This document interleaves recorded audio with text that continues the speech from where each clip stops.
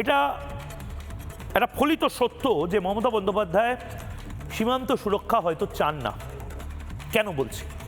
কারণ মমতা বন্দ্যোপাধ্যায় চাইলে কেন্দ্রের সাথে যদি কোঅপারেট করেন তাহলে আমাদের বর্ডার সিল হতে পারে, যেভাবে আসামের বর্ডার সিল হয়েছে। অভিষেক বন্দ্যোপাধ্যায় কথায় কথায় মিজোরাম, মণিপুর, অরুণাচলের কথা বলেন, সেখান থেকে নাকি রোহিঙ্গা ঢুকছে, কিন্তু ফলিত তথ্য অনুযায়ী রোহিঙ্গারা কেউ মিয়ানমার থেকে ডিরেক্টলি ঢুকছে না, কারণ রোহিঙ্গাদেরকে মিয়ানমার থেকেই, বার্মা থেকেই খেদিয়ে দেওয়া হয়েছে। ভালো করে বুঝুন, এটা অভিষেক বন্দ্যোপাধ্যায়, মমতা বন্দ্যোপাধ্যায় লাগাতার মিথ্যাচার করেন। সমস্ত রোহিঙ্গা নাকি মিজোরাম দিয়ে, মায়ানমার দিয়ে এপারে চলে আসছে।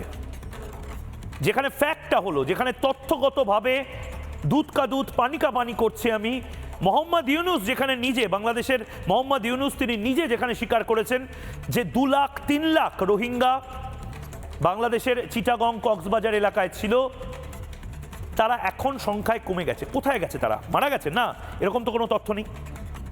রোহিঙ্গারা যারা কক্সবাজারে চলে এসেছিল, শেখ হাসিনা একটা সময় যাদেরকে মাথা ব্যথার কারণ বলেছিলেন, মোহাম্মদ ইউনুস যাদেরকে ইচ্ছাকৃতভাবে পুশব্যাক করছে ভারতের দিকে, মোহাম্মদ ইউনুসরাই রোহিঙ্গাদের রাখতে চায় না।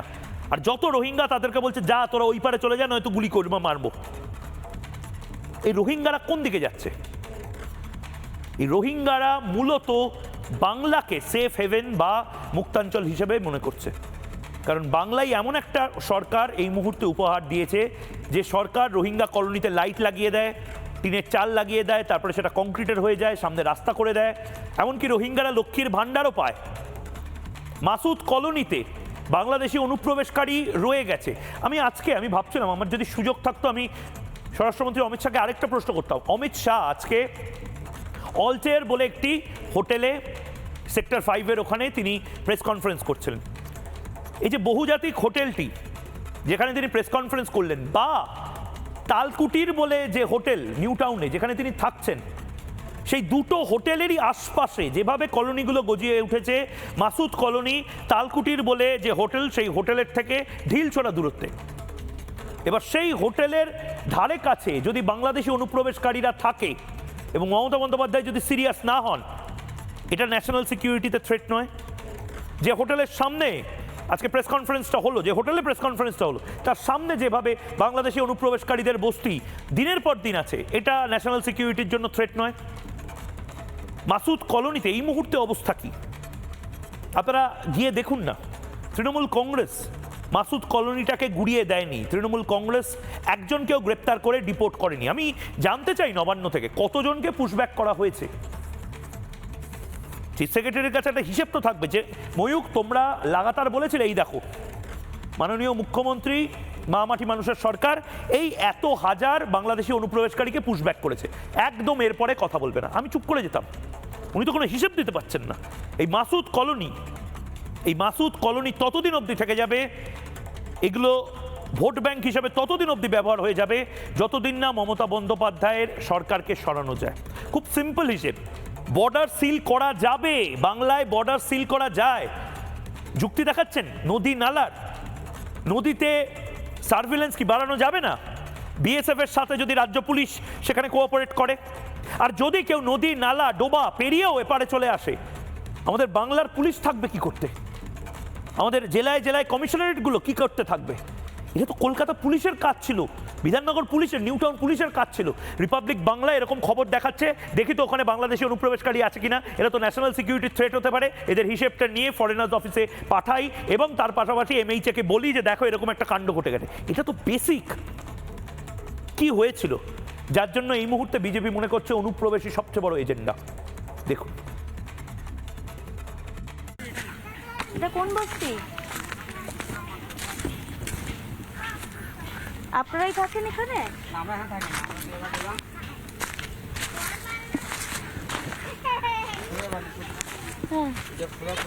কবে এসেছেন? এসছি আপনার প্রায় 14-15 বছর হচ্ছে। ভোটার কার্ডের জন্য টাকা দিয়েছিলেন? না ভোটার কার্ড আমাদের কিচ্ছু নেই, এসব হ্যাঁ কিচ্ছু নেই। আধার কার্ড? ওইসব কিচ্ছু নেই। কেন নেই? কেন বানাননি কেন? বানায়নি। কতদিন আগে এসেছেন? এসছি অনেকদিন, প্রায় আপনার এই 12-13 বছর হচ্ছে। কোন জেলায় ছিল বাড়ি? খুলনা জেলা। খুলনা? এখন তো SIR হচ্ছে। হ্যাঁ, এখানে চলে যাবো। এর আপনার কতদিন পর চলে যাবেন? মাসের তো কাজ করে চলে যাবো, হ্যাঁ এমা কাজ করে চলে যাবো। আসা যাওয়া হয় নাকি? না, মানে মানে খুলনা জেলা থেকে আসেন যান নাকি? হ্যাঁ চলুন, কোনো অসুবিধা নেই। আমরা এসেছিলাম। দাদা এই বস্তিটার নাম কি? হ্যাঁ, মাসুদ বস্তি, এবং নিউ টাউনে এই বস্তিটি মূলত। এবং তারা জানাচ্ছেন তারা কাজ করেন এখানে। বহু মানুষ, বহু পরিবার এখানে থাকেন, খুলনা জেলার মানুষজন এখানে থাকেন। এবং মূলত এই যে বস্তিটি রয়েছে সেখানে বিভিন্ন প্লাস্টিক থেকে শুরু করে কাঁচের শিশি এগুলো গুড়ানো হয়, কুড়িয়ে তারা আসেন, এখানে রুজি রোজগার চলে। এবং যেমনটা জানাচ্ছিলেন মাসুদ বস্তির যারা আবাসিক বা থাকেন খুলনা জেলা থেকে এসছেন, এখনো আধার কার্ড ভোটার কার্ড বানানো হয়নি। আমি একটু কথা বলবো। দাদা কি নাম? দাদা কোথায় গেলেন? উনি কোথায় গেলেন? ঠিক আছে, কোনো ব্যাপার নয়। আপনারা কবে এসেছেন? বহুদিন আগে না রিসেন্ট? না বেশি দিন হয়নি। তাও কতদিন হলো? না অনেক দিন হয়ে গেছে, আমি ছোটবেলায় এপারে এসেছি।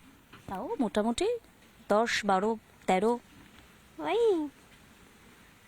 12-13 বছর হয়ে গেছে। পড়াশোনা? না পড়াশোনা না, বিয়ে হয়ে গেছে। মানে পড়াশোনা কি এখানে করেছেন না বাংলাদেশে হ্যাঁ, করেছেন? এখানে করেছিলাম। এখানে করেছেন। কোন স্কুলে করেছিলেন? সে ঘুনি মোল্লাহরার দিকে। সেটা কোথায়? সে ওই দিকে কত দূর? মানে এখানে না, তাও ওই সেই ইকো পার্কের দিকে। ইকো পার্কের দিকে। মানে ভর্তি কি করে হয়েছিলেন? কোনো ডকুমেন্টস ছিল? না, বাড়ি কোথায় ছিল বাংলাদেশে? বাংলাদেশে বাড়ি আমি ঠিক জানি না, আমি তো ছোটবেলায় এইবারে এসেছি। তারপর আধার কার্ড ভোটার কার্ড।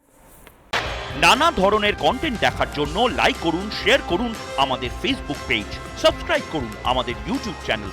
পাশাপাশি অন্যান্য ব্রেকিং নিউজের জন্য অবশ্যই চোখ রাখুন রিপাবলিক বাংলায়।